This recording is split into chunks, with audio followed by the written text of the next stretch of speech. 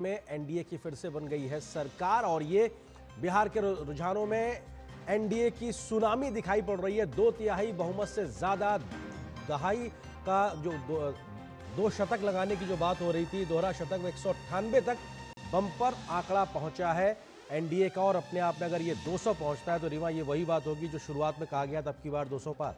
बिल्कुल। और अब अमित शाह की स्ट्रेटेजी की भी बात हो रही है। भाजपा क्योंकि 90 सीटों पर चल रही है आगे, यानी भाजपा सबसे बड़े दल के रूप में उभरती हुई दिखाई दे रही है। 16 सीटों का फायदा दिखाई दे रहा है। भाजपा का ये स्ट्राइक रेट जिसकी चर्चा हो रही है वो भी बेहद ही शानदार रह रहा है और इसीलिए भाजपा, जैसा कि हमने बताया, सबसे बड़ी पार्टी बनकर उभरी है। नंबर 2 पर अगर बात करें तो जेडीयू को एक जबरदस्त फायदा होता हुआ दिख रहा है।